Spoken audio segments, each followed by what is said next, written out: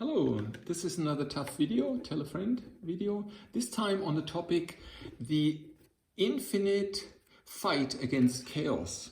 And so finding your individual balance between chaos and structure and order. Now, what chaos do I mean? The chaos, and we can talk about also emotional chaos, but here I want to concentrate on intellectual chaos, and that is the example, how much paper is on your desk. You know, we see a lot of kind of poets or a lot of kind of researchers in history and so on, and they have hundreds of papers and hundreds of books all over, scattered over their desk. And now I think the desk translate into, you know, your head. That shows actually how your head is actually, you know, in what chaos, or maybe I don't want to put it, no, I don't want to put it in green. Chaos and then structure or order, structure or order, you know. So that is chaos versus structure and order. And none of the two is actually bad or good. They both should be there. And I also want to talk about the frequency to change between chaos and order. And now, if I, for example, I like to draw a line here, that is time, you know, time, years, and this is chaos, and this is order. Yeah.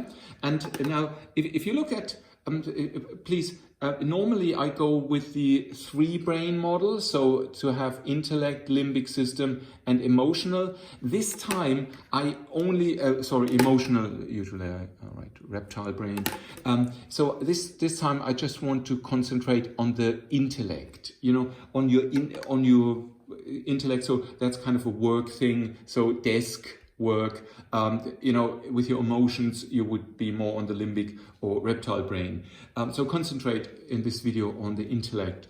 So if you look at your desk and you see that you have a lot of tasks and you have new project and you don't know, you have still hundreds of things that you have to order, then you have a lot of chaos on your desk, and that is the mirror of your brain. So when somebody has chaos on his desk, you know that he, in general, that he still, you know, doesn't have it kind of in order, structured in his brain. And usually then you fight to actually get it into order. And this here would be the 50-50, you know, and maybe you then succeed in kind of having no paper at all on your desk, and that means you are the master of this specific topic. This is a specific topic. Maybe you work on 10 projects at the same time, then you would have 10 of such lines. That it could be that in one project you're completely chaotic, and in another one you know exactly what to do.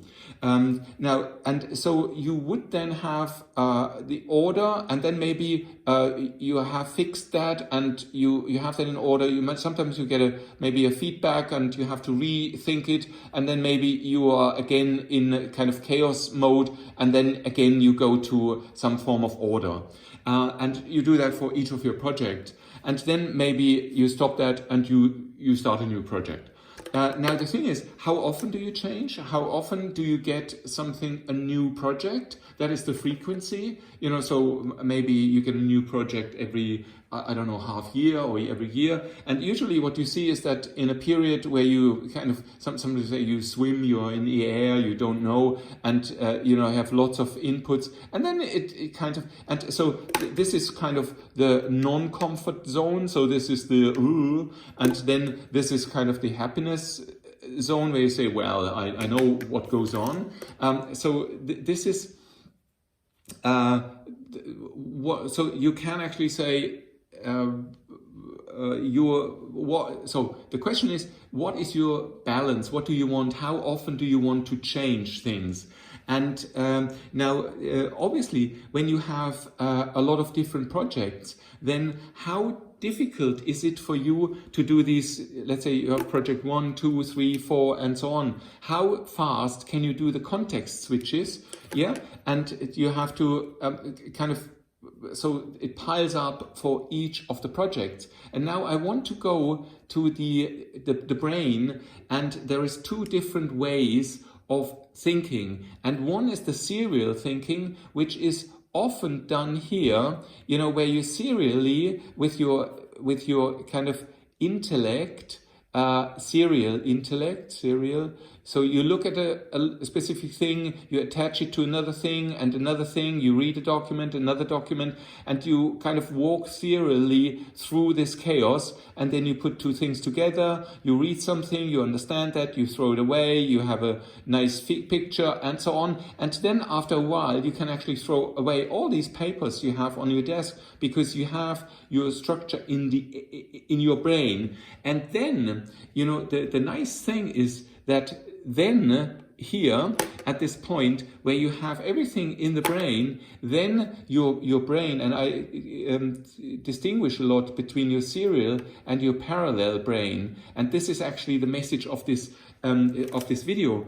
Once you have reached kind of this, sometimes people call it the flow, when you have reached that flow or the pure parallel mode, then the interesting thing is then your brain works 24 hours on this thing, because there is, you know, your brain has put the system. What you have to understand here, all the documents here, it has translated into a system, yeah, an associative system, AI, English, artificial intelligence system, and then every input this system, that's your brain, every input your system gets, it changes a little bit, yeah, and whereas here in this, often you don't know where to put it because you haven't built up a nice structure. So maybe you have a chaotic system.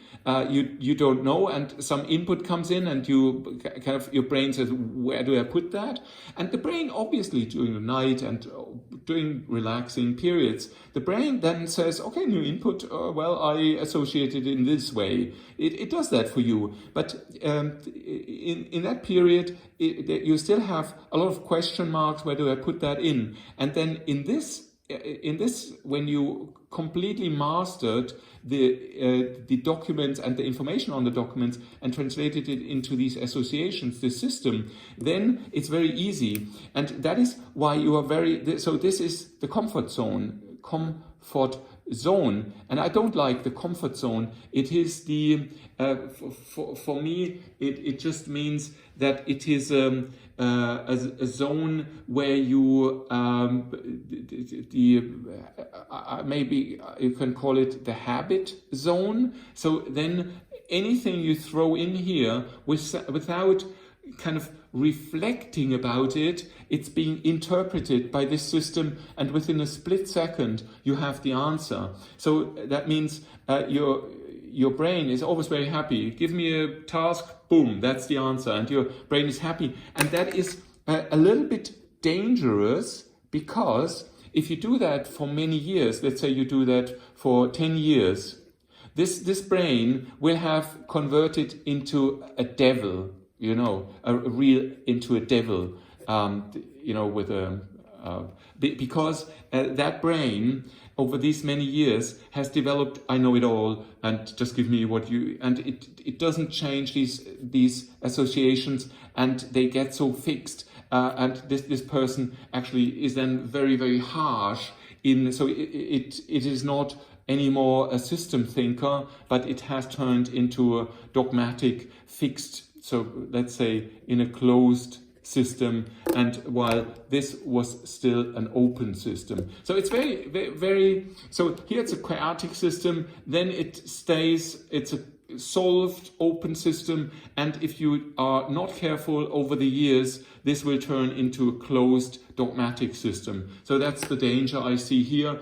And now the question is, how much chaos do you want? Because I think that you should have a lot of chaos. Maybe it's 20% chaos, 10%. in your life and maybe 80 to 90% of order in your life. Just find your individual balance. So because I think this triggers change. And so this is change and this is fixed. Yeah. So static. Yeah. And I think you need some conservatism. You need to be conservative and preserving, but then also you have to be open to new things. And now the question is, where do you want to be? 10-90, 20-80? I think if you have like a 50-50, it's dangerous. I think then you are more in the chaotic because I think people need a little bit more structure than chaos. But that depends on you, what you want. It maybe also depends on how old you are. So if you are, let's say you are 16 years old, then maybe you can go for 80% chaos. Think about things and, go for it and think it through and don't sleep and just think about it.